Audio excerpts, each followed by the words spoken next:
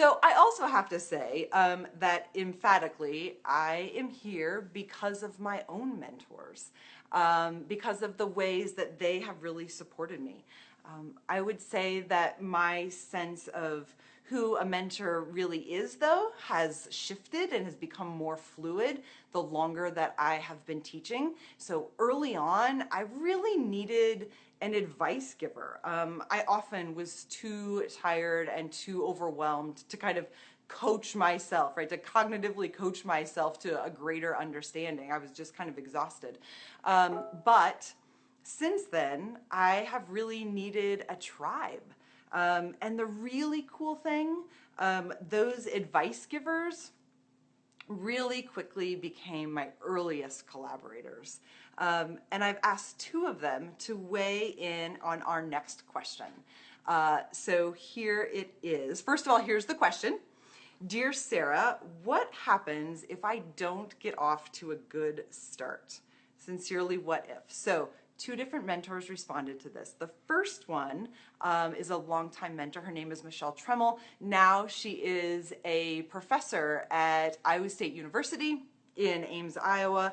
And this is what she writes.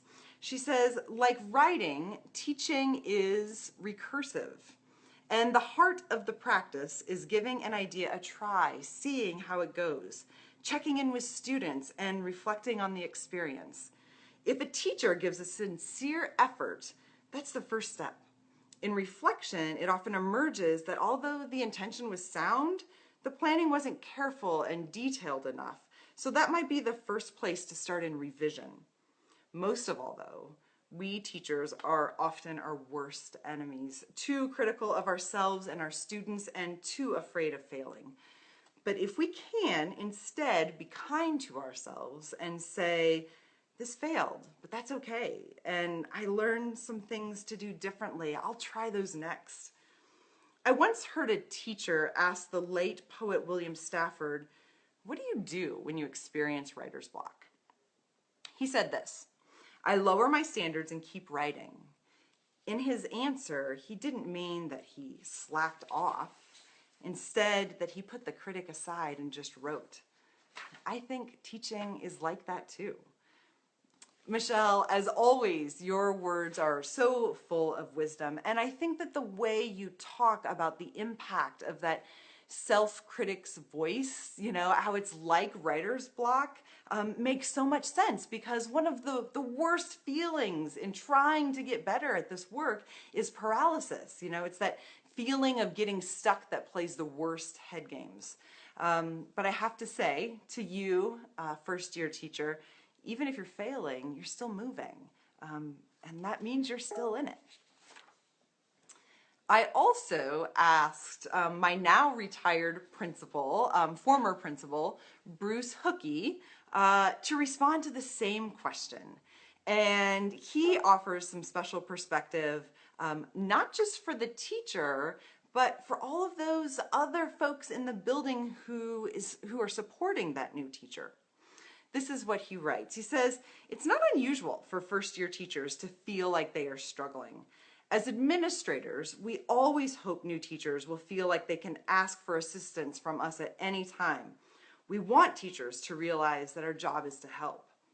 This starts with listening and asking questions, which helps us to hone in on the specific issue.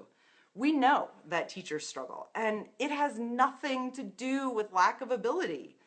New teachers sometimes think that they shouldn't bother principals and that everything should just go well.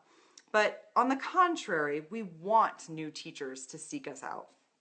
However, principals can be proactive and make sure new teachers understand how they can work together. Teachers should be aware that administrators will make frequent visits to their room to help them in their transition. I don't want a new teacher to think if I'm in their room that there's a problem. What we see in our walkthroughs can be insights about what we see that's done, suggestions to think about. My goal as an administrator is to make sure a new teacher doesn't feel isolated or feel like he or she can't ask for help. Also, that new teacher may not want to hear, just give it some time. And that's when listening becomes really, really important. I have to say, Bruce Hookey has always been that listener. So even, whether it was all of those times I walked into his office and sat down, or even now when I walk into his kitchen and sit down, at his kitchen table, one of the things that he has always been able to do that he's talking about in this in this advice is what has to happen. Sometimes we just have to ramble until it all becomes clear.